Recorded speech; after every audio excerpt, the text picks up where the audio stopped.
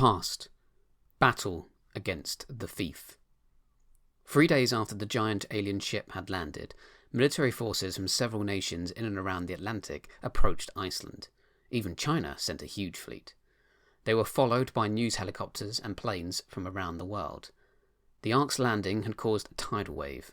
Northern Ireland, Scotland, parts of Canada had suffered flooding on their coastal areas.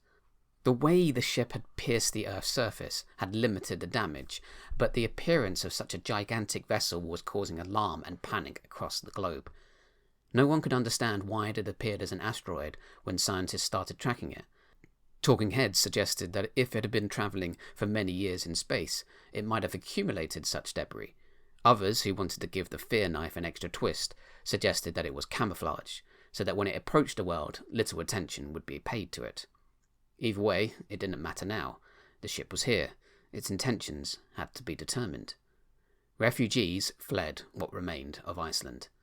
The Ark did nothing for 3 days. It just sat there, towering over the island it had ruined. It was on the 4th day after its arrival that it finally did something. I watched it all from the comfort of my own home. We stayed in the basement for a day, then came out when the all clear was sounded. We had Scottish relatives, evacuated, now staying with us. My cousins all shared my room. It was like a giant sleepover. The living room filled with the whole family when the actual battle started. At the edges of the Ark, doors opened, and sneaking out from them came tubes that slithered over the land like writhing worms. These tubes crawled across the island, then down into the sea. Each one was massive enough for a train to pass through, and some were larger than that. Helicopters hovering nearby tracked the pipes moving underwater, seeking the deepest parts of the Atlantic Ocean. From the top of the Ark, towers grew into the atmosphere, extending telescopically. Some stopped a mile or two above the ship, while others climbed higher still, passing beyond the airplanes observing the scene. The battle started when one of the pipes in the sea stopped underneath a battleship. The water above the pipe and around the battleship started to sink. Foam and spray kicked up as water disappeared into the pipe, eventually forming a giant whirlpool. The battleship spun around at the whirlpool's edge until finally its bow went under the water and down towards the pipe's mouth. At my age, at the time, I had no concept of the lives on that ship, or the brave sailors who went down with it. To me, it was just like watching a film. When my mum started to cry, that's when I knew something was really wrong. When the battleship hit the edge of the pipe, it exploded. The explosion was massive, a combination of all the fuel and weapons on the ship. The pipe was damaged in the blast. The sea erupted in fire and a spray of water. Then the Ark sent another pipe, and it continued to suck up water from exactly the same spot, pulling in some of the wreckage of the destroyed ship.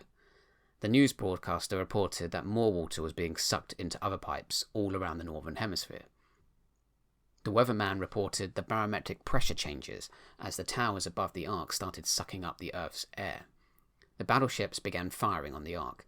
Airplanes took off from all the aircraft carriers to deliver their payloads upon the hull of the alien ship. Missiles streaked towards the Ark, and it was rocked by multiple impacts that scarred its hull. Many pipes and towers were damaged. The ship responded by sending out more pipes and more towers. It never seemed to target the attacking ships, instead just replacing its own damaged parts. The attacks against the Ark's surface were mostly ineffective.